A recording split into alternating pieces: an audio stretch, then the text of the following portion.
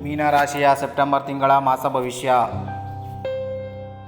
September ತಿಂಗಳು ಮೀನರಾಶಿಯವರಿಗೆ ಮಿಶ್ರ ಫಲದಾಯಕವಾಗಿದ್ದು, ಹೊಸ ಅವಕಾಶಗಳು, ಕೆಲವು ಅಡಚಣೆಗಳು, ಆಧ್ಯಾತ್ಮಿಕ ಬೆಳವಣಿಗೆ ಹಾಗೂ ಹಬ್ಬ ಹರಿದಿನಗಳ ಸಂಭ್ರಮವನ್ನು ತರುತ್ತದೆ.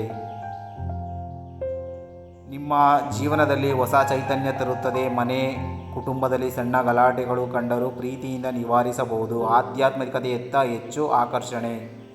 ಹಣಕಾಸು, ಹೊಸ ಆದಾಯಗಳ ಮಾರ್ಗಗಳು ದೊರಕಬಹುದು. ಹಳೆಯ ಸಾಲ, ಬಾಕಿ ನಿವಾರಣೆಯಾಗುವ ಸಾಧ್ಯತೆ.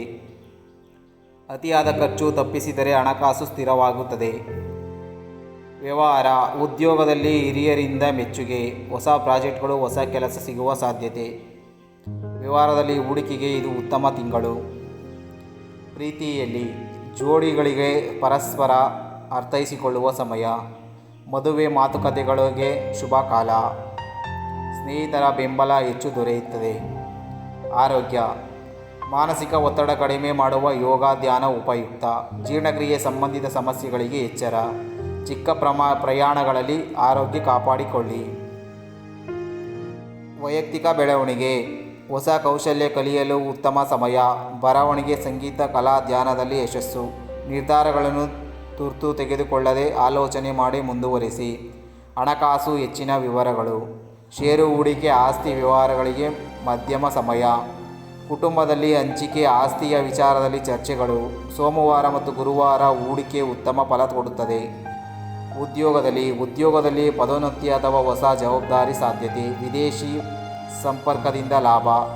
ವ್ಯಾಪಾರಿಗಳಿಗೆ ಹೊಸ ಸಂಬಂಧ, ಹೊಸ ಗ್ರಾಹಕರ ಪರಿಚಯ. ಸಹೋದ್ಯೋಗಿಗಳಿಂದ ಸಹಕಾರ ಹೆಚ್ಚಾದರೂ ಕೆಲವರಿಂದ ಅಸೂಯೆ. ಮದುವೆಯಲ್ಲಿ, ಜೋಡಿಗಳಿಗೆ ಪ್ರಯಾಣ ಅಥವಾ ಹಬ್ಬದ ಸಂದರ್ಭದಲ್ಲಿ ಉತ್ತಮ ನೆನಪುಗಳು. ಅವಿವಾಹಿತರಿಗೆ ಮದುವೆ, ಮಾತುಕತೆ ಆರಂಭವಾಗುವ ಸೂಚನೆ.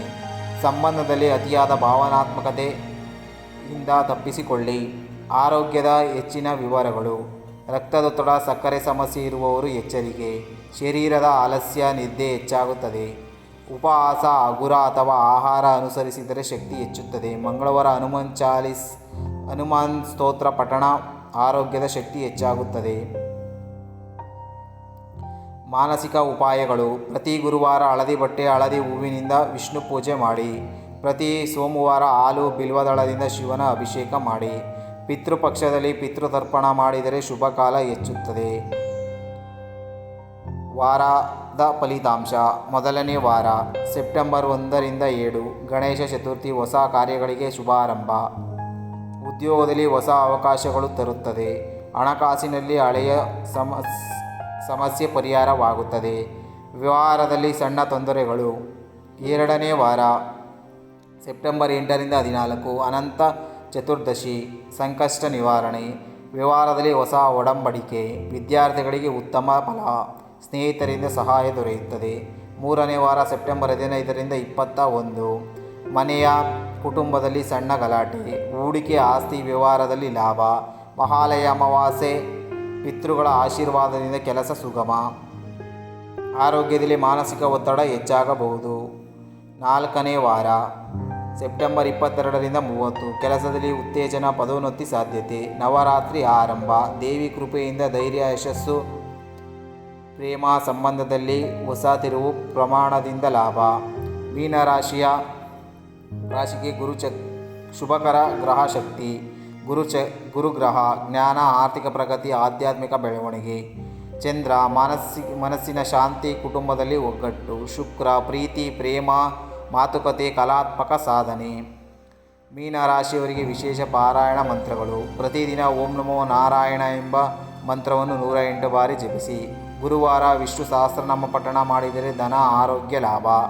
ಮಂಗಳವಾರ ಹನುಮಾನ್ ಚಾಲಿಸ ಪಠನೆ ಮಾಡಿದರೆ ಅಡೆತಡೆ ದೂರ. ಮೀನರಾಶಿಯವರ ಶುಭ ಬಣ್ಣಗಳು: ಹಸಿರು, ಹಳದಿ, ನೀಲಿ. ಶುಭ ರತ್ನಗಳು: ಪಾಂಚಿ, ಪುಷ್ಯರತ್ನ.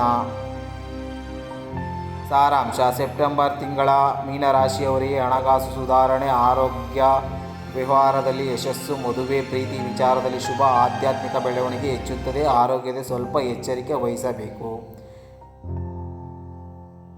ನಿಮಗೆ ಈ ವಿಡಿಯೋ ಇಷ್ಟವಾಗಿದ್ದರೆ ನಮ್ಮ ಚಾನಲನ್ನು ಸಬ್ಸ್ಕ್ರೈಬ್ ಮಾಡಿಕೊಳ್ಳಿ ಹಾಗೂ ಬೆಲ್ ಬಟನನ್ನು ಕ್ಲಿಕ್ ಮಾಡಿ ಒಂದು ಲೈಕ್ ಮಾಡಿ.